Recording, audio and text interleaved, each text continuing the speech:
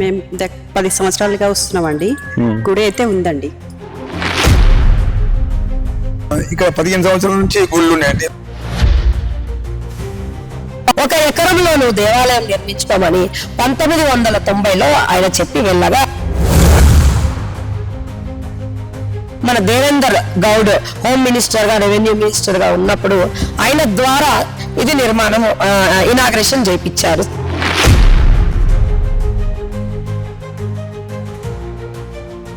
$10 acres allotted, మళ్ళీ డబ్బులు కట్టండి అని అడిగారు. వాళ్ళందరికీ కూడా తెలుసు, మా హిందూ వాహిని వాళ్ళకు కూడా ఇక్కడ ఏం జరుగుతుందో తెలుసు. కానీ నా దౌర్భాగ్యం ఏంటంటే ఇలా జరిగిందా అమ్మా అని కూడా వాళ్ళు వచ్చి అడగలేదంటే మన సంస్థలకి చాలా ధన్యవాదాలు చెప్తున్నాను.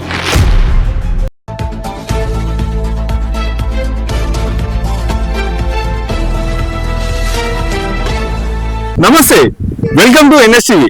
నేడు ఎన్ఎస్టీవీ బృందంగా గాజుల రామారావు నల్లగుట్ట ప్రాంతంలో వైష్ణవి మాత దేవాలయం దగ్గర మనం ఉన్నాము. నల్లగుట్ట ప్రాంతంలో మరి ఇక్కడ ఈ జరిగినటువంటి సంఘటనలు, మరి వారు ఎందుకు ప్రెస్ మీట్ పెట్టాల్సి వచ్చింది, అసలు ఏం జరిగింది అనే విషయాలని క్లుప్తంగా మనం ఇక్కడ ఫౌండర్ అండ్ చైర్మన్ జ్యోతి మాత గారు ఉన్నారు. మరి వారిని అడిగి పూర్తి వివరాలను తెలుసుకుందాం. అసలు వాళ్ళకి ఎటువంటి సంఘటనలు ఎదురయ్యాయి, మరి వాళ్ళని ఎవరు ఎదుర్కొంటున్నారు, ఎందుకు ఎదుర్కొంటున్నారు అనే విషయాన్ని కూడా మనం క్లియర్ గా మాట్లాడుకుందాం.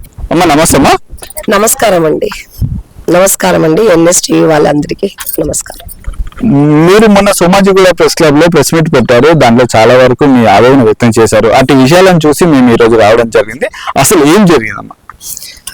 ఇక్కడ మేము పురాతనంలో అంటే ఒక 40 సంవత్సరాల నుండి నాన్నగారు రమా సత్యనారాయణ స్వామి దేవాలయము ఆయన నిర్మాణం చేసి ఇక్కడే ఉండడంలో మన వైష్ణవి అమ్మవారు మాత్రము 1994 ఇక్కడ బండలు కొట్టుకునే వడ్డరు వాళ్ళకి అమ్మవారు అక్కడ వెనకాల ఉన్న యాప చెట్టు దగ్గర దర్శనం ఇచ్చారు. వారు కూడా ఉన్నారు, ఇక్కడ బండలు కొట్టుకునే వాళ్ళు కూడా ఉన్నారు, అంటే గనెట్టు కొట్టేవాళ్ళు. ఆమెకు దర్శనం ఇచ్చాక ఆమె ఏం చెప్పిందంటే ఇక్కడ అమ్మవారు దర్శనం ఇచ్చి ఆసనమై ఉన్నారని చెప్పారు. చెప్పాక ఈ గర్భగుఫకి దారి చేయడం జరిగిందండి. ఇంకా అప్పటి నుంచి అమ్మవారి సేవలో అయ్యవారి సేవలోనే ఇక్కడే మేము ఈ స్థానంలోనే వండుకుంటూ మేము ముందుకు అన్ని అభివృద్ధి కార్యక్రమాలు చేసుకుంటూ ఇక్కడే ఉంటున్నాం. మరి అన్ని బాగానే చెప్పారు, మరి ఇక్కడే ఉంటున్నాము, ఇక్కడ సేవలు చేస్తున్నాం. మరి మీ ఈ మధ్య కాలంలో సోమాజిగూడ ప్రెస్ క్లబ్ లో ప్రెస్ మీట్ పెట్టడం గల కారణాలు ఏంటి? అక్కడ మీరు కొన్ని సంచలనమైన వాక్యాలు, పదజాలం వాడారు. మరి అట్లాంటి వాడడానికి గల కారణాలు ఏంటి? అవి ఇన్ని రోజుల నుంచి మాకు ఏ ఇబ్బందులు, మాకు ఆటంకాలు రాలేదండి. మళ్ళీ కొన్ని కారణాల వల్ల అది వెనక ఏం జరుగుతుందో, ఎవరు చేస్తున్నారా, మళ్ళీ రాజకీయమా, అధికారమా, లేకుంటే ఇంకా ఏంటా, ఇది ప్రైవేట్ బిల్డింగ్స్ మీకు చూపించాము. అవి గవర్నమెంట్ ల్యాండ్ అలాట్మెంట్ అయింది స్వగృహకల్పకి. వాళ్ళు స్వగృహకల్ప వాళ్ళే ఆ మధ్యలో ఆ పనులన్నీ ఆగిపోయినప్పుడు వాళ్ళే వాళ్ళ ల్యాండ్ అమ్ముకొని ఈ రోజు ఆ ల్యాండ్ ఈ గవర్నమెంట్ మారాక అంత ల్యాండ్ చూపించడానికి లెక్కలో దేవాలయానికి అలాట్మెంట్ అయిన ల్యాండ్స్ దగ్గరకు వచ్చేసి కబ్జాలు చేయడానికి ప్రయత్నం చేసి 2009 నుండి దౌర్జన్యాలు మొదలుపెట్టారు. దాడిలో అక్రమంగా చేయడం మొదలుపెట్టారు. నేను ఒకటి మిమ్మల్ని అడగదలుచుకున్నాను, అసలు ఇక్కడ దేవాలయం ఎప్పుడు వెలిసింది? అప్పుడు మీరు ఎప్పుడు ఫౌండర్ అండ్ చైర్మన్ అయ్యారు? ఏ విధమైనటువంటి కారణాలు జరిగింది? అసలు మీ కుటుంబం ఎక్కడి నుంచి ఇక్కడికి ఎలా వచ్చింది? నాన్నగారు ఇక్కడ హెచ్ఏఎల్ లో సెంట్రల్ గవర్నమెంట్ జాబ్ ఉండేనండి. హెచ్ఏఎల్ లో ఆయన ఫినిషింగ్ డిపార్ట్మెంట్ ఇంజనీర్ గా. ఆయన చాలా అన్నవరం సత్యనారాయణ స్వామి దేవాలయానికి భక్తులు. ఆయన సత్యనారాయణ స్వామి వ్రతాలు ప్రతి సంవత్సరం చాలా పెద్ద ఎత్తుగా చేసుకుంటూ ఆయన ఎదిగాక ఆయనకు ఒక గుడి కట్టాలని అన్నప్పుడు మన ఇక్కడే ల్యాండ్స్ కొన్నారు, పొలాలు కొన్నారు. ఆయన ఎదిగి ఆ ప్లేసెస్ కొన్నారు, రియల్ ఎస్టేట్ చేశారు. ఆయన జాబ్ చేసుకుంటూ కూడా ఇవన్నీ చేశారు. ఆయనకి మా నాన్నమ్మ గారు ఏమన్నారంటే మన సత్యనారాయణ స్వామి ఒక దేవాలయం కట్టును ఆయన అని అడిగినప్పుడు ఇక్కడ మన శంకర్ రెడ్డి పటేల్ గారు, ఇంద్రసేనారెడ్డి పటేల్ గారిని మాకు ఒక స్థానం చూపించండి, దేవాలయం కట్టాలి మేము అని వాళ్ళు అడగగా మన శంకర్ రెడ్డి పటేల్ గారు, ఇంద్రసేనారెడ్డి పటేల్ గారు వచ్చి ఇప్పుడు ఈ ట్రస్ట్ సత్యనారాయణ స్వామి ట్రస్ట్ కి వాళ్ళు శాశ్వత సభ్యులుగా ఉన్నారు. వారు ఏమీ ఆశించకుండా ఇక్కడ వచ్చేసి స్థానం చూపించి ఒక ఎకరంలో నువ్వు దేవాలయం నిర్మించుకోమని 1990లో ఆయన వాళ్ళు చెప్పి వెళ్ళగా గ్రామ స్థానికులు శంకర్ రెడ్డి గారు ఇంద్రసేనారెడ్డి గారు. వారు చెప్పి వెళ్ళారు. నాన్నగారు దినదినము ఈ కొండని మొత్తం, అంటే మీకు ఎలా ఉంటుందో రాళ్ళు గుట్టలు గుండ్రాళ్ళు ఇవన్నీ మీకు తెలుసు, కొండ ప్రదేశం. ఆ సమయం నుండి ఆయన చేయడానికి, అదంతా నీట్ చేయడానికే 3 సంవత్సరాలు పట్టింది. ఆ జేసీబీలు కూడా పైకెక్కేటి కావు ఆ సమయంలో, ఎక్కువ జేసీబీలు కూడా లేవు 90లో.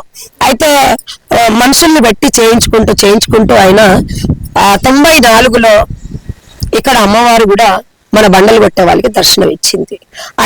ఆయనకి చెప్పెళ్ళాక ఫస్ట్ రమా సత్యనారాయణ స్వామి దేవాలయం నిర్మించాక 1996కి ఆయన రమా సత్యనారాయణ స్వామి దేవాలయం మన దేవేందర్ గౌడ్ హోమ్ మినిస్టర్ గా, రెవెన్యూ మినిస్టర్ గా ఉన్నప్పుడు ఆయన ద్వారా ఇది నిర్మాణం ఇనాగ్రేషన్ చేయించారు చీఫ్ గెస్ట్ గా పిలిచి. మళ్ళీ చీఫ్ గెస్ట్ గా వచ్చాక ఇది మంచి కొండ స్థానం అండి, ఇది పుణ్యతీర్థ క్షేత్రం, మన చిన్న అన్నవరం లాగా మన భాగ్యనగరంలో చెయ్యాలి, మాకు ఇంకా కొద్దిగా స్థానం కావాలని దేవేందర్ గౌడ్ దగ్గర మా నాన్నగారు ఈ మాట పెట్టారు. పెట్టాక ఆయన కూడా సంతోషించి ఒక 10 ఎకరాల ల్యాండ్ దేవాలయానికి అలాట్మెంట్ చేయండి అనేసి రెవెన్యూ డిపార్ట్మెంట్ లో పెట్టాక మన రెవెన్యూ నుండి కూడా వచ్చి ఇక్కడ ఆ ల్యాండ్ అంతా కొలిసి ఇవ్వడం జరిగింది. కొలిసి ఇచ్చాక 2007 నుండి ఈ స్వగృహ కల్ప అనేసి ప్రైవేట్ హౌసింగ్ బోర్డు, ఇవి అమ్మకాలకి ప్రజలకు ఇచ్చే బిల్డింగ్స్ కావు. ప్రజలకు ఇచ్చే బిల్డింగ్స్ అయితే ఒక 15 సంవత్సరాల నుండి కట్టి ఉన్నాయి. మళ్ళీ ప్రజలకు ఎందుకు ఇవ్వలేదు? అప్పుడే 35 లక్షలు 2006లోనే 35 లక్షలకు పెట్టారు. అవి డబుల్ బెడ్రూమ్స్, ట్రిపుల్ బెడ్రూమ్స్ అని ఆ టైంలోనే ఆ రేట్లు పెట్టారు. అయితే వాళ్ళకి 27 ఎకరాల ల్యాండ్ అలాట్మెంట్ అయ్యింది. 27 ఎకరాల ల్యాండ్ లో వాళ్ళు ఎంతో ల్యాండ్ మాకు లెక్క తెలియదు అమ్ముకున్నారు. అమ్ముకున్నాక ఆ ల్యాండ్ మళ్ళీ దాంట్లో సరిచేయాలి, దాంట్లో వాళ్ళు దేవాలయం ల్యాండ్ కి అలాట్మెంట్ అయిన ల్యాండ్ లోకి ప్రవేశించుకుంటూ ఒత్తిళ్లు మొదలు పెట్టారు. కలెక్టర్ గారి దగ్గరికి వెళ్ళడం, మళ్ళీ ఎంఆర్ఓ గారి దగ్గరికి వెళ్ళడం.